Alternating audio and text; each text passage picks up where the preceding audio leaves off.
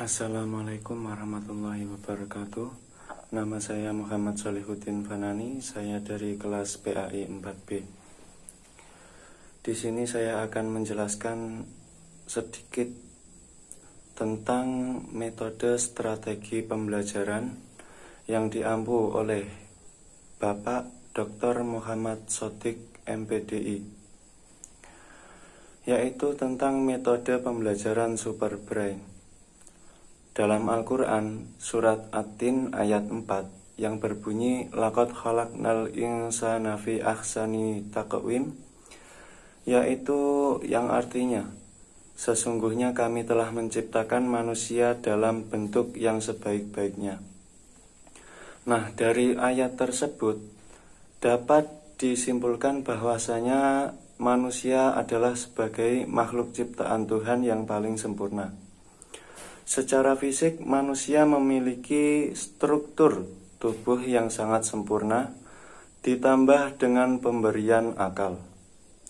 Akal yang dianugerahkan kepada manusia adalah memiliki tingkatan yang berbeda-beda.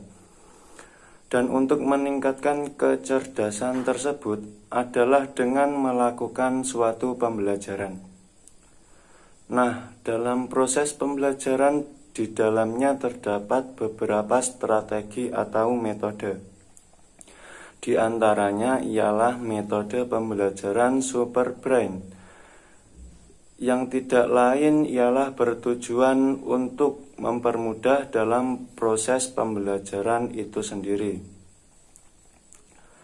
Metode pembelajaran super brain ialah suatu metode pembelajaran yang berorientasi kepada upaya-upaya pemberdayaan potensi peserta didik. Peserta didik sebagai pembelajar dirangsang melalui kegiatan pembelajaran untuk dapat membangun pengetahuan mereka. Sedangkan pendidik berusaha membangun situasi pembelajaran yang memungkinkan seluruh peserta didik beraktivitas secara optimal. Selanjutnya, ada 3 strategi utama yang dapat dikembangkan dalam implementasi metode super brain. Yang pertama yaitu menciptakan lingkungan belajar yang menantang lingkungan berpikir peserta didik. Yang kedua yaitu menciptakan lingkungan pembelajaran yang menyenangkan. Yang ketiga yaitu menciptakan situasi pembelajaran yang aktif dan bermakna bagi peserta didik. Dalam metode pembelajaran super brain itu sendiri, pendidik harus sering memberikan soal-soal materi pelajaran yang memfasilitasi kemampuan berpikir peserta didik dari mulai tahap pengetahuan atau knowledge sampai tahap evaluasi.